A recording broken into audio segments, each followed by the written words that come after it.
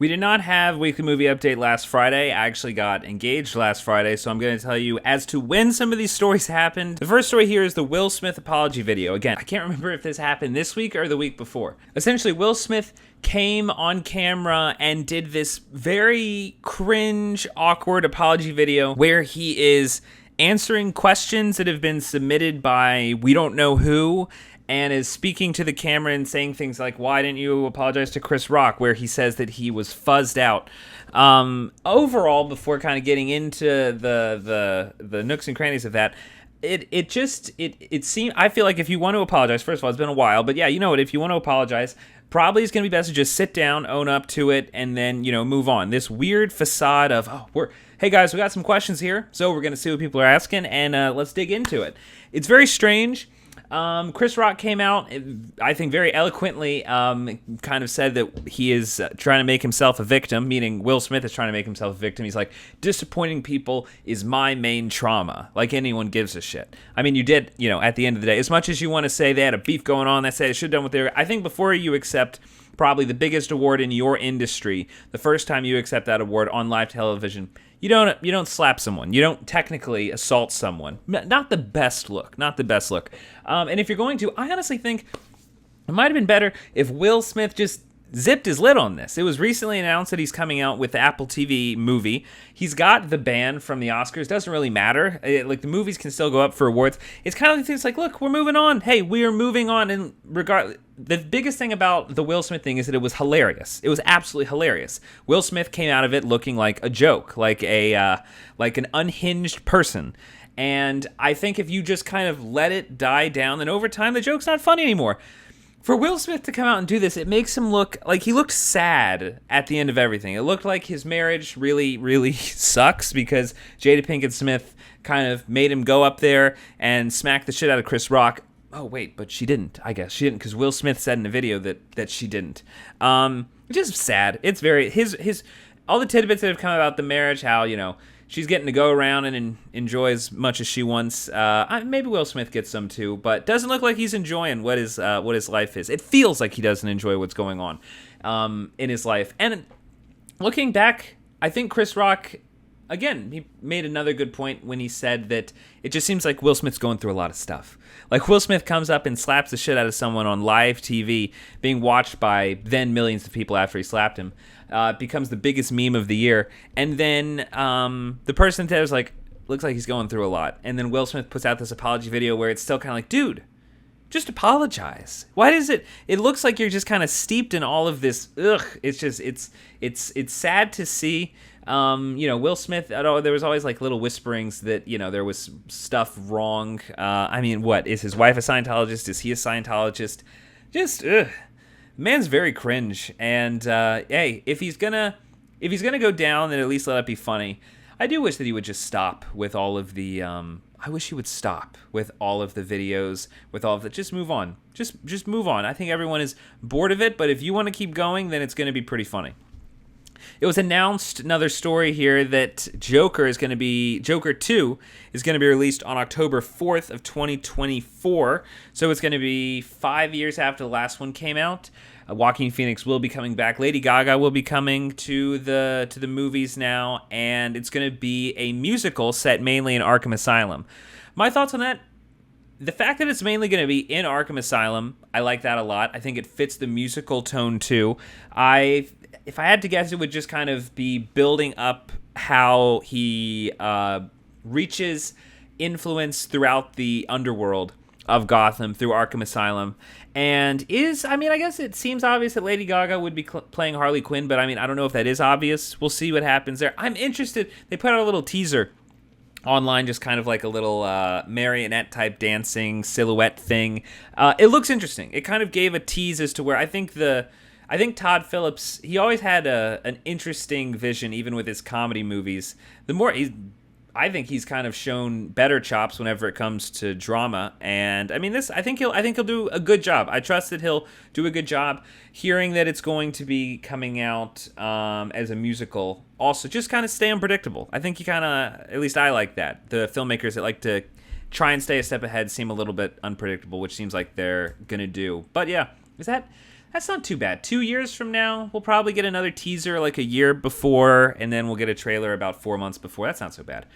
I was surprised about this one.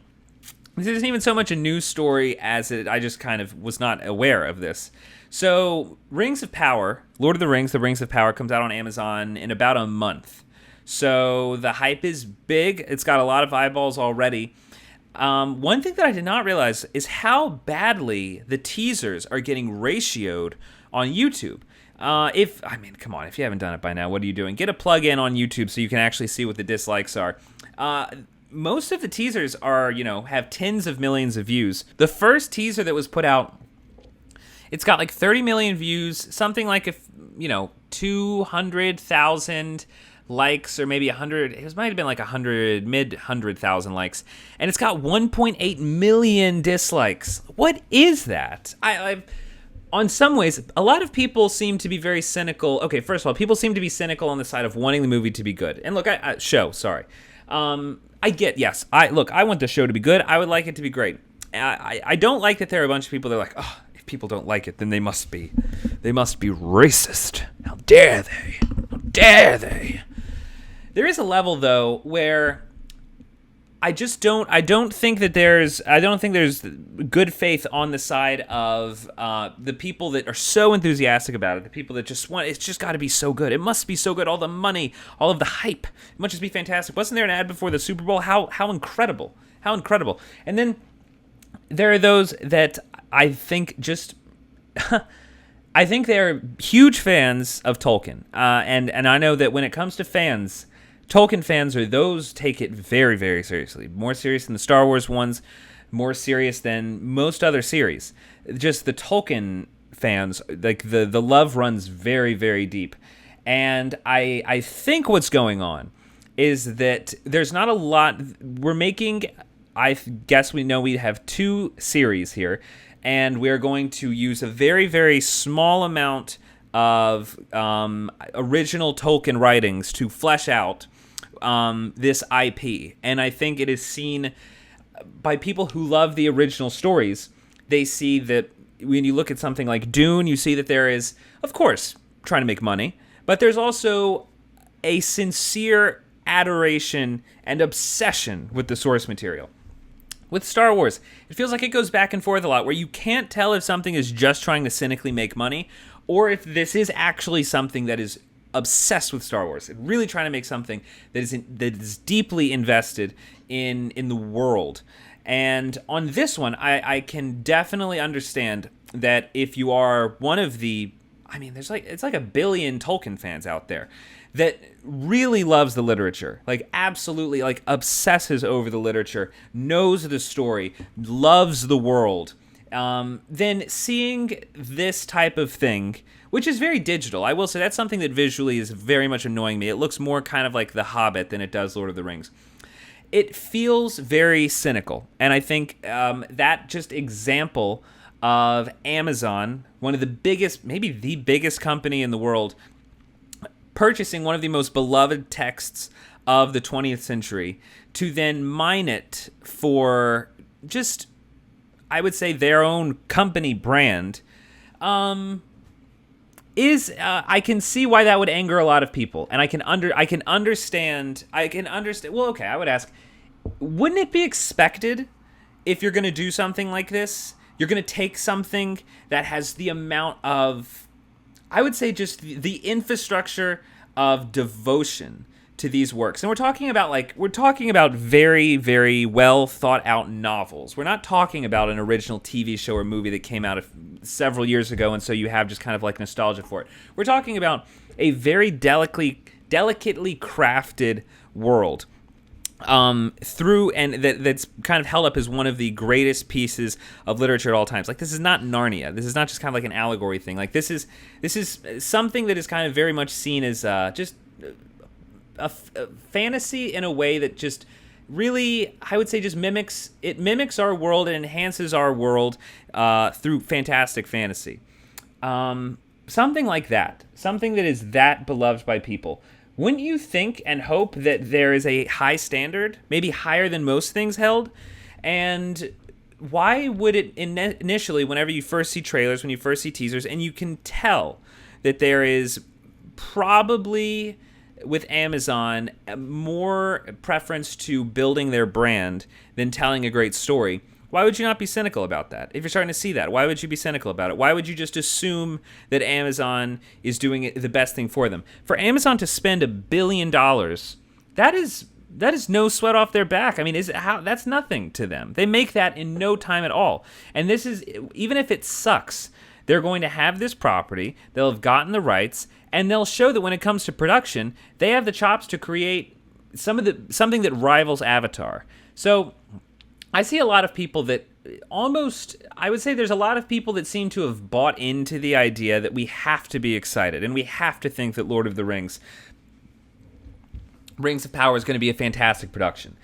And I was interested just to kind of see the way some people are thinking about it, and I think I've been in a very big, like, we'll see category. Like that, I mean, it'll be fun to watch. I know a lot of people that like Lord of the Rings, so it'll be fun to have watch parties about it, but I'm very, like, we will see how this goes, because it is a little too digital for my taste, and that usually puts me off. But I understand, and I actually think the reasoning of someone who's going into this deeply skeptical makes more sense than someone that is going into it just head over heels in love with what's going on. Okay, the next story. Keanu Reeves has been cast as the architect in the Hulu limited series adaptation of Devil in the White City. Fantastic novel by, I think, Eric Larson? I might be wrong on that. But it is produced by Martin Scorsese and Leonardo DiCaprio. This project has been knocking around for a long time. If you don't know the book, absolutely check it out. Fantastic read, very scary. If you like history, the way that they go through talking about the Chicago World Fair in, I think, early 1890s, and juxtaposing it by the absolute terror of the murder castle that was created by H.H. Holmes, known as like the first modern serial killer. It is such a scary story, but also does just a great. It's unbelievable that it actually took place. It seems so fantastical the way that the book kind of puts it forward. It's a novelization of it, so it takes all of these real fantastic events in terms of the fair and terrifying events in terms of the murder and puts it forward in an incredibly entertaining way. It's really fantastic, so I was excited to see that Keanu Reeves was cast. Definitely keep that on your radar. Be ready to check that out. Next story that came out yesterday, this Batgirl movie is not happening now. $90 million to create this Batgirl movie. I believe it was in the editing stages, and they were just seeing some of the work that was coming out, and there's a new executive now over at HBO Max, and they were just like, this is a prime example of what we cannot do anymore. They're going in a new direction now with HBO Max, and they're like, we can't, this movie's terrible. Everyone is saying what they saw was absolute dog shit. And the problem that they're seeing is that reputationally it's going to be the wrong direction for HBO Max to create original movies specifically for the platform. They're saying when it comes to the formula's got to be, we are only making movies that if it's going to fail, it's got to be something that we really believe in, that we feel has a chance at working, and we're going to push it in the theaters, create the hype that comes from that experience, and HBO Max is going to be the place that everyone enjoys it after that, whenever it's time to watch it at home, which I think is fantastic. It's something that Netflix, I think, is suffering from. Whenever we don't watch cable so much anymore, so the idea of a TV movie doesn't really exist in the same way. But that idea of the lower production value, lower expectations, kind of let's sit on the couch, we don't want to go out and do anything, let's put some stupid movie on, that is what streaming is now. Like, that has moved over to streaming. It's not straight to DVD. It's not a TV movie. It's a streaming movie. The idea of just creating, and I couldn't believe that Warner Brothers was doing that, was pouring tens of millions of dollars into these huge productions just for them to go on HBO Max. It made sense for like a few months whenever Wonder Woman had to, because everyone was staying at home, or no one was going to the theater, so Matrix, let's kind of put it on the same day. Matrix Resurrections, let's put it on the same day on HBO Max. But now I think I'm very happy. Sorry for the production that this happened, although it seems like the movie was terrible, what people were saying. But this just seems like the first casualty in the move that Warner Brothers is doing with their merger of HBO Max and Discovery, to say, if we're making a movie, it's going in the theater. HBO Max is for the highest quality television that is out there, and then our fantastic movies will be on there after they enjoy their day in the sun in the theater, which I'm happy about. Then last story, also speaking about the theater experience, the Nicole Kidman ad is going to continue to be in the theater through 2023. There are people on Twitter that are bemoaning this. I absolutely love that ad. I don't know if people in the theater are laughing ironically. I do. I think it's very funny. I think it's a cool way to kind of start every single movie. It gives you, it reminds, I still even feel a sense of gratitude to have theaters after the amount of time that nobody was going. It's not even just the theater, it's a crowd, watching a movie in a crowd. And we lost that for such a long time. The Nicole Kidman ad was just kind of something that brought back, it kind of ties to that same level of appreciation of like, let's be happy we have this, let's be happy we're here. And yeah, you know what, it might be a little stupid. The ad is a little stupid, but it's also just hilarious. It's so funny. That's going to be an incredible piece of nostalgia decades down the line. As far as reviews, we've got Nope on the channel. We have got Heat on the channel. I don't know what a classic movie is next week that'll come out that we'll review, but Bullet Train will definitely be one next week. So be sure to subscribe to 5 Minute Critic for future updates on reviews and movie news.